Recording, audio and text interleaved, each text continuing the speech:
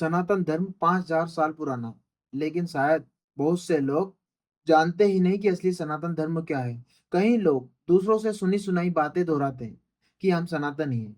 लेकिन जरा ठहरिए, आखिर आप किस सनातन धर्म की बात कर रहे हैं? क्या सच में आप जानते हैं कि सनातन धर्म और हिंदू धर्म में असली फर्क क्या है? क्या जो आप मानते हैं वो वास्तव में कोई धर्म है भी या नहीं? असल में पुराने सनातन काल में भगवान, मंदिर या जाति जैसी चीजें कोई थी नहीं। तो सवाल ये उठता है कि आज का सनातन धर्म आखिर कहाँ से आया? ये सवाल आपके विश्वासों को हिला सकता है, क्योंकि बचपन में सुनाई गई बातें अक्सर पूरी तरह से सटीक नहीं होती। लेकिन यदि अगर हमने पूरी सच्चाई जाननी है तो हमें 4000 से 5000 साल पीछे जाकर देखना होगा, जहां से इस कल्चर की जड़ें शुरू हुई। सनातन को समझने के लिए वेदों और जाति व्यवस्था, पुराणों और इतिहास को समझना होगा।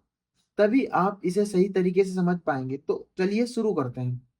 आज से जब भी सनातन या हिंदू धर्म की बात होगी, आपको पता होगा कि असली सच्चाई क्या है। तो पहले आप ये बताइए कि सनातन का मतलब क्या है? संस्कृत में सनातन का अर्थ है जो ना कभी शुरू हुआ, ना कभी खत्म होगा। आप इमेजिन कीजिए कि आप 5000 साल पीछे चले गए।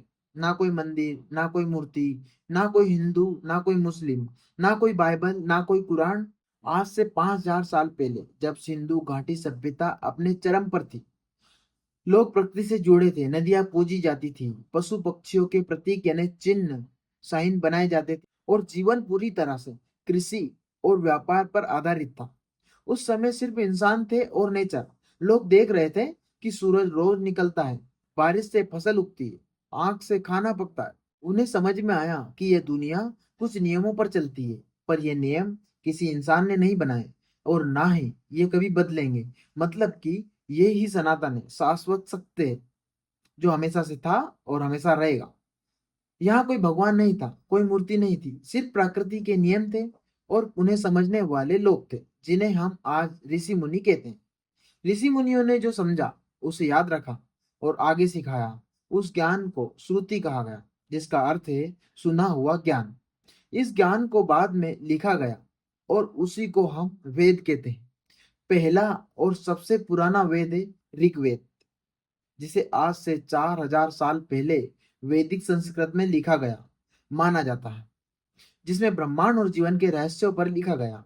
इसमें सिर्फ स्तुतियां थी, इंद्र, अग्नि, वरुण, सोम जैसे देवताओं की। फिर आया यजुर्वेद, जिसमें यज्ञ और हवन की बातें। फिर सामवेद, जिसमें संगीत और मंत्र की ध्वनि पर जोर दिया गया। और अंत में अथर्ववेद, जिसमें जीवन जीने का और मेडिसिन की बातें थी। ध्यान दीजिए, शुरुआत में भगवान नहीं थे, सिर्फ देवता थे। उन्हें यह नहीं पता था कि भगवान जैसा कोई अस्तित्व है, लेकिन वो मानते थे कि कुछ अदृश्य शक्तियां, यानी कि डिवाइन फोर्सेस, उनके जीवन को प्रभावित कर रही है। यही वजह थी कि दुनिया की लगभग सभी पुरानी सभ्यताओं में सूर्य, चंद्रमा, जल, पृथ्वी, वायु आदि की पूजा का प्रचलन था। चाहे वो सिंधु घाटी की सभ्यता हो, मिस्र की सभ्यता हो, मेसोपोटामिया हो, या चीन की प्राचीन सभ्यता। वेद काल के दौरान ही, यानी कि करीब 3500 से 3000 साल पहले, समाज में जाति व्यवस्था की शुरुआत हो चुकी थी। ऋग्वेद के 10वें मंडन के 90वें सूक्त के 12वें मंत्र में वर्ण व्यवस्था का सबसे पुराना संदर्भ मिलता है।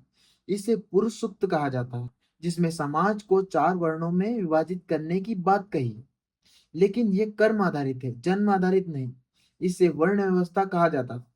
ब्राह्मण जो वेदों का अध्ययन और शिक्षा देते थे, क्षत्रिय जो शासन और युद्ध रक्षा का कार्य करते थे, वैश्य जो व्यापार और कृषि पशुपालन करते थे, और शूद्र जो सेवा कार्य में लगे रहते थे। उस दौर में वर्ण बदलना संभव था। किसी के कर्म और योग्यता के आधार पर उसे अलग वर्ण में जाने का और अवसर मिलता था। ऋषि वाल्मीकि और महर्षि विश्वामित्र इसके उदाहरण हैं, जिन्होंने अपना वर्ण बदला। लेकिन वेद काल के अंत तक यह व्यवस्था धीरे धीरे जन्म आधारित होने लगी और वर्णों के बीच असामाजिक भेदभाव बढ़ने लगा।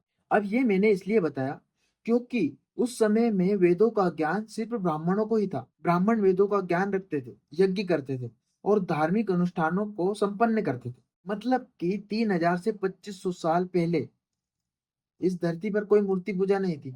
धर्म यज्ञ प्रधान था, मतलब अग्नि जलाई जाती थी, वेदों के मंत्र बोले जाते थे, राजा और अमीर लोग बड़े बड़े यज्ञ करवाते थे। लेकिन जैसे ही समाज विकसित हुआ, यज्ञ करना आम आदमी के लिए मुश्किल होने लगा। 3000 साल पहले, यानी कि 1220 ईस्वी तक, यज्ञ इतने जटिल हो गए कि वो सिर्फ अमीरों और राजाओं के लिए रह गए। एक आम किसान, व्यापारी या श्रमिक के लिए इसमें हिस्सा लेना नामुमकिन था। यही वो दौर था जब पहली बार लोगों ने देवताओं के प्रतीक या मूर्तियां बनाई, ताकि वो ध्यान और भक्ति के जरिए उनसे जुड़ सके। मतलब अब अग्नि में आहुति देने की बजाय लोग सीधा किसी देवी देवताओं की मूर्ति के सामने प्रार्थना करने लगे। लेकिन ठहरिए, यही वो मोमेंट था जब सनातन पहली बार हिंदू धर्म बनने की ओर बढ़ने लगा। फिर करीब 2500 साल पहले, यानी कि 520 ईस्वी तक, वो सवाल पूछने लगे कि जीवन का असली उद्देश्य क्या है, मृत्यु के बाद क्या होता है, मोक्ष कैसे मिलता है। कुछ ऋषियों ने ब्रह्म, मोक्ष जैसे गहरे आध्यात्मिक सवालों पर ध्यान दिया। इसके बाद ही उपनिषदों को बनाया। इसमें गहरे दार्शनिक विचार थे, जिन्होंने पहली बार ब्रह्म का कॉन्सेप्ट दिया। ब्रह्म का मतलब एक ऐसी ऊर्जा जिससे पूरा ब्रह्मांड बना। लेकिन जैसा कि मैंने आपको कहा कि किसान या व्यापारी ब्रह्म की फिलोसफी समझ नहीं पा रहा था। एक आम आदमी को एक ऐसा रूप चाहिए था जिसे लोग देख सके, इसकी वो कल्पना कर सके, जिससे वो जुड़ सके। और यही कारण था पुराणों का निर्माण। पुराणों को विशेष रूप से साधारण जनता के लिए लिखा गया था, ताकि धर्म और दर्शन को आसानी से समझाया जा सके। कुल 18 पुराण लिखे गए और ये 3 सेक्शन में विभाजित थे। सात्विक, यानी कि विष्णु से जुड़े पुराण, जैसे विष्णु पुराण, भागवत पुराण, नारद पुराण। राजसिक, यानी कि ब्रह्मा से जुड़े हुए प्रमाण, जैसे कि ब्रह्म पुराण, मार्कंडे पुराण, भविष्य पुराण। और तामसिक, यानी कि शिव से जुड़े, जैसे शिव पुराण, अग्नि पुराण और स्कंद पुराण। मतलब सनातनी ऋषियों और ब्राह्मणों ने ब्रह्म को, जिसे वो एक मानते थे, उसको लोगों को अच्छे से समझाने के लिए 3 रूप में दिखा दिया। देखिए, वेदों में ब्रह्मा, विष्णु और महेश की जो आज की तरह त्रिमूर्ति वाली पहचान है, वो साफ साफ नहीं मिलती। वेदों में ये देवता अलग अलग रूपों में मौजूद है। लेकिन जिस तरह से पुराणों में बताया गया कि ब्रह्मा सृष्टि के रचयिता है, विष्णु पालन करते हैं और शिव संहार करते हैं, वो सिस्टम बाद में हुआ। विष्णु का जिक्र ऋग्वेद में मिलता है, जहां उन्हें महान शक्ति के रूप में बताया गया, जो ब्रह्मांड को अपने 3 विशाल कदमों से नापते हैं। जिससे यह साफ होता है कि वे सर्वव्यापी और सबसे बड़े शक्तिमानी माने जाते थे। ब्रह्मा के नाम से कोई देवता वेदों में नहीं मिलते। हाँ, ब्रह्म शब्द आता है जो पूरी सृष्टि की ऊर्जा या सर्वशक्ति को दर्शाता है। इसके अलावा बृहस्पति या ब्रह्मस्पति का नाम आता है, लेकिन वो ब्रह्मा देवता से अलग है। शिव का नाम वेदों में सीधे नहीं मिलता, लेकिन रुद्र का जिक्र होता है। रुद्र एक तेज और गुस्से वाले और शक्तिशाली देवता है, जिनसे डर भी लगता है और लोग उनकी कृपा भी चाहते हैं। बाद में यही रुद्र शिव के रूप में पहचाने जाने लगे। और इसी दौरान भारत में 2 महान सुधारक आए, महावीर और गौतम बुद्ध। ये दोनों कर्म कांडों से सहमत नहीं थे। बौद्ध धर्म ने मूर्ति पूजा को नकारा, लेकिन पुराणों में विष्णु, शिव और देवी आदि की भक्ति पर जोर दिया गया, जिसके कारण सनातन धर्म को नई दिशा मिली। विष्णु के 10 अवतारों की कहानियां बताई गई, मत्स्य, कुंड, वराह, नरस, वामन, परशुराम, राम, कृष्ण, बुद्ध और भविष्य में आने वाले कल की। इसी दौर में महाकाव्यों का जन्म हुआ, रामायण और महाभारत। ये सिर्फ कहानियां नहीं थी, बल्कि एक तरह से धर्म को आसान भाषा में समझाने का तरीका था। लोगों को ऐसे देवताओं की जरूरत थी जो सिर्फ प्राकृतिक शक्ति ना होकर एक इंसान की तरह दिखे, जिसे वो अपना रक्षक मान सके, जिसे वो अपने संकटों में याद कर सके। पुराणों के युग में हर भगवान की एक कहानी होती थी और एक परिवार था। ये कहानियां, कथाएं या ग्रंथ, आप जो भी कहना चाहते हैं, वो आम आदमी के दिल को छूने लगे, क्योंकि ये कहानियां उन्हें अपनी जिंदगी जैसी लगती थी। इन कहानियों को सुनाने का तरीका इतना असरदार था कि लोग खुद को भगवान से जोड़ने लगे। जिस तरह से लोग अपने परिवारों के लिए संघर्ष करते थे, ठीक उसी तरह भगवान भी संघर्ष करते थे। यहाँ पर एक सवाल खड़ा होता है, क्या ये असली सनातन है या केवल एक नई व्याख्या? ये परिवर्तन धीरे धीरे हुआ, लेकिन गहरा था। पुराणों ने एक नया दर्शन दिया, भक्ति का। अब यज्ञ, ध्यान और साधना की बजाय भक्ति और पूजा वो सेंटर में आ गई। वेदों का ज्ञान सिर्फ ब्राह्मणों तक सीमित था, लेकिन पुराणों की कहानियां हर किसी के लिए थी। एक किसान से लेकर राजा तक हर कोई इन कहानियों को समझ सकता था। फिर आज से 1700 साल पहले यानी कि गुप्त काल में सनातन धर्म को बहुत ही सपोर्ट मिला। पत्थरों के भव्य मंदिर बनने लगे। उज्जैन का महाकाल मंदिर और देवगढ़ का दशावतार मंदिर गुप्त काल की ही देन है। मंदिर और मूर्ति पूजा को मुख्य धारा में आ गई। विष्णु पुराण, शिव पुराण, भगवत पुराण, इन पुराणों ने पहली बार आम लोगों को धर्म की कहानियों से जोड़ा। शिव को महादेव और शक्तियों को देवी के रूप में पूजा जाने लगा। इससे पहले मौर्य काल में अशोक जैसे सम्राटों ने बौद्ध धर्म को बढ़ावा दिया, लेकिन गुप्त राजाओं ने वेदों और पुराणों को बढ़ावा दिया, जिससे सनातन धर्म मजबूत हुआ। बौद्ध मठों को राज्य की तरफ में से मिलने वाला संरक्षण कम हो गया। नतीजा यह हुआ कि बौद्ध धर्म एशिया के दूसरे हिस्सों जैसे कि चीन, जापान, तिब्बत में फैल गया, लेकिन भारत देश का प्रभाव घटने लगा।